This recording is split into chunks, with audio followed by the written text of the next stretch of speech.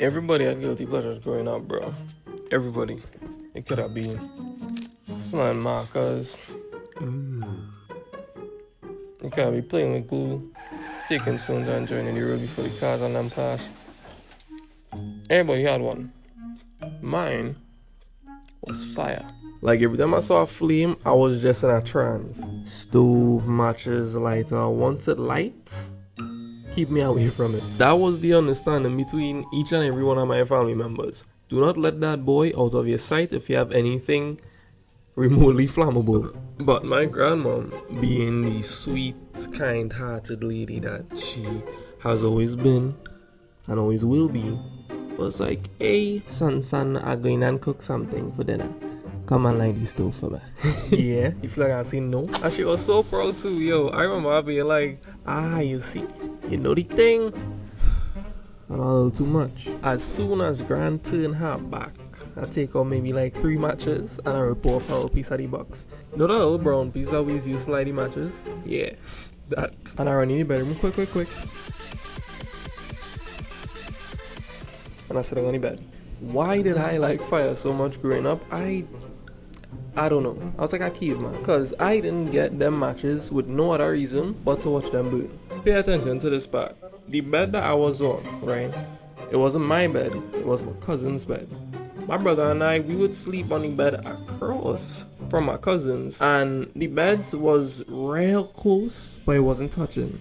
So, it's at a small little gap where things would fall in from time to time between the floorboards. That small gap between the beds is where little old me decided I wanted to throw freshly burnt matches. Yeah, in a small gap, 2 sponge mattresses on a wooden floor. You're starting to see how that wasn't very wise. Well, all that being said, I light all 3 matches and throw them in that exact same spot. Yeah, smart, I know. I run back outside and my grandmother whip up the meanest sada roti and bygone choker.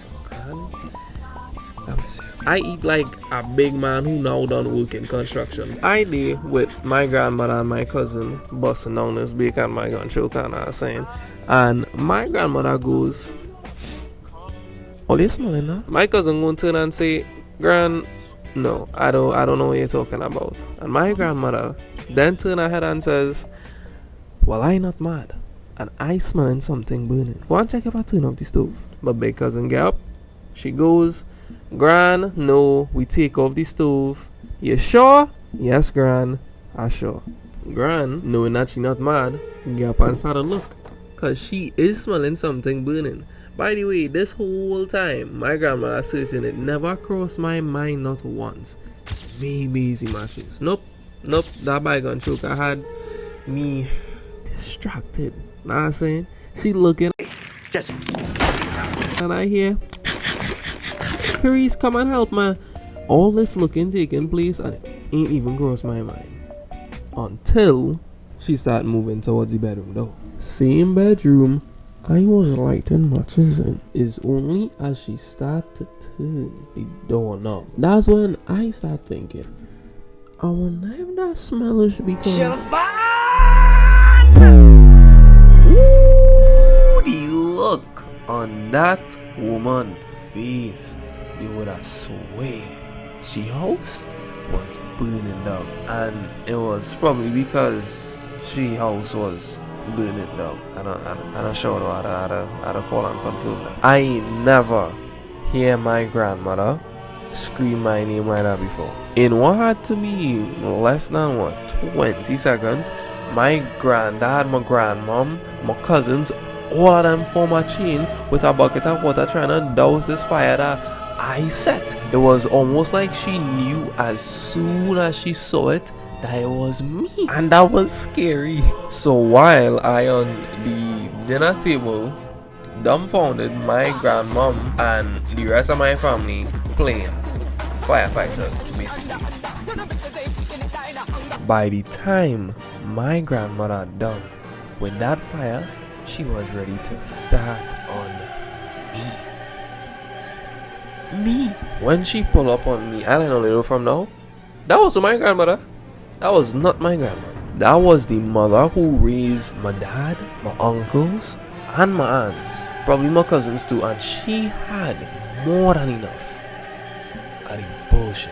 For the first and last time that I could recall in my entire life, my grandmother put her hands on me.